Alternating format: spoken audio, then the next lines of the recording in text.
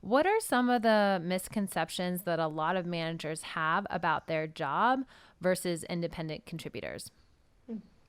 The first thing that I would say, and I made this mistake, I had this mindset for years, is that managers need to be authoritative and, come across extremely confident all the time and, kind of dictate how things should be.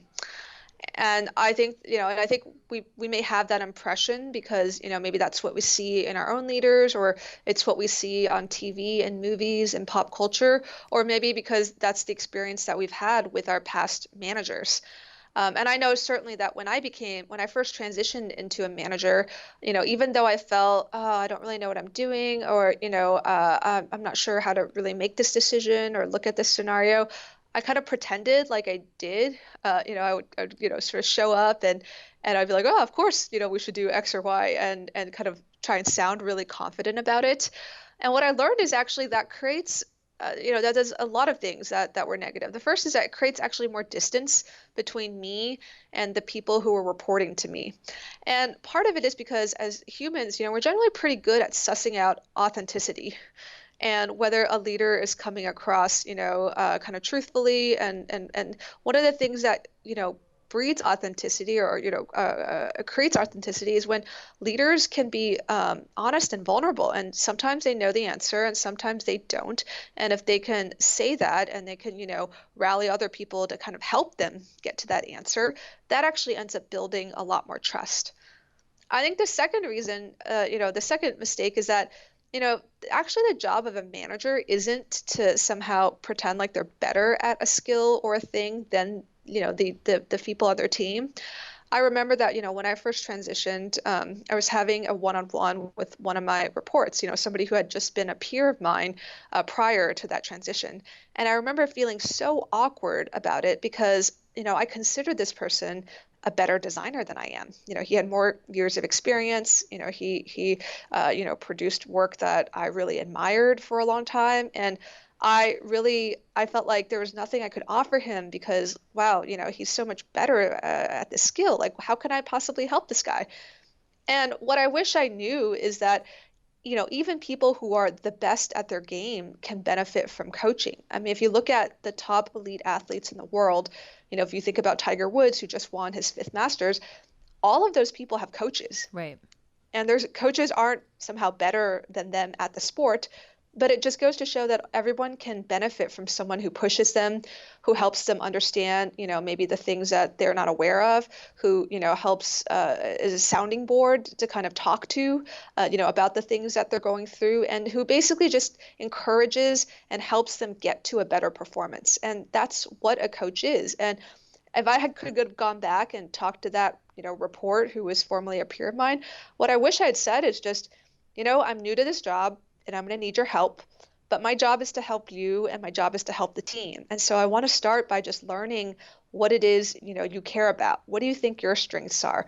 What do you want to grow better at? And I just want to Right. listen and figure out how I can best help you and, involve him in that conversation. So it's a little bit more of us problem solving and collaborating together and not view it as like, I'm supposed to tell him what to do. I'm supposed to, be able to give feedback on his design skills because that wasn't actually realistic for that time.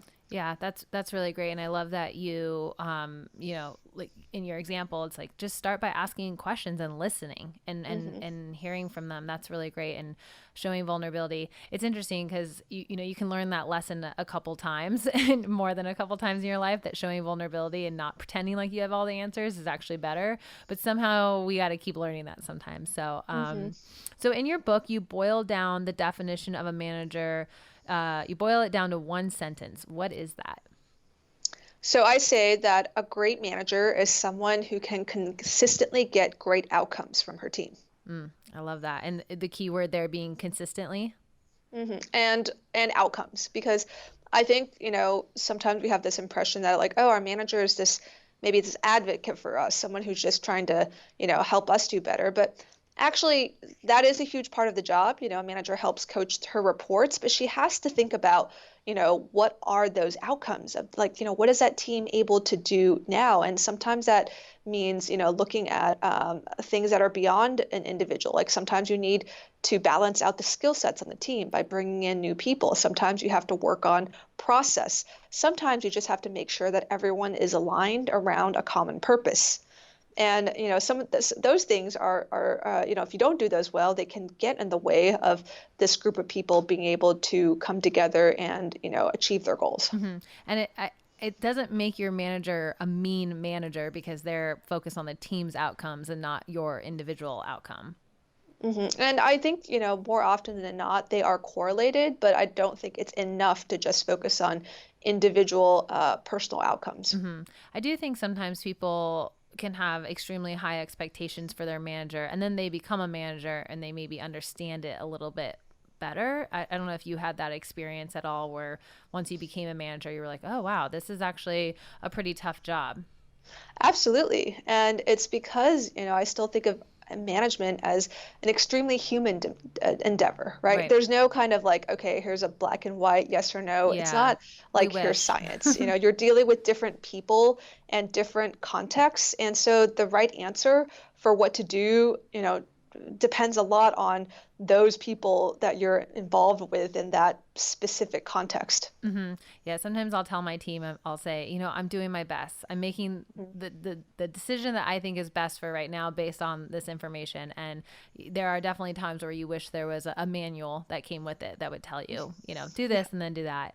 Okay. And lastly, what do new managers need to know about the quote unquote first 3 months, which is, I see this a lot in articles online, like, your first 90 days, your first 3 months to success. So what should new managers be thinking about in those first 3 months?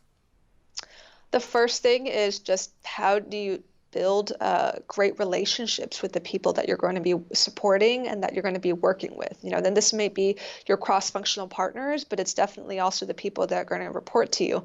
And the way that you build a great trusting relationship in a work context is not that different than, with your friends or people outside of that. You have to ask great questions. You have to help. Yeah, you have to understand someone, and again, asking questions and truly listening so that you've internalized what they've told you. And I think you have to show care. And if they tell you this is what they care about, then your actions over time to support that person should feel aligned with what they told you they cared about. Right. I think another part of that is also, sharing a little bit more about yourself, okay? Because that's how relationships are. If it's all about the other person, but you're not giving any of yourself, you're not necessarily admitting what your goals are or what your hopes are, what your dreams are, or, even acknowledging maybe your growth areas, it's hard to expect that the other person should come clean and, present those vulnerabilities to you. And so, building a trusting relationship is that two-way street. And so I tell people in the first 90 days, look, I know you might be excited to come in and just show everyone what you're capable of and maybe how great you are, but, push back on that instinct. Just use the time to listen and learn about all the people that you're going to be supporting, and use this time as well to just share a little bit more about yourself. And by the end of those 90 days, you'll have plenty of time to demonstrate your brilliance and all these ideas and decisions that you want to make down the road, but you've got to start with that trusting foundation.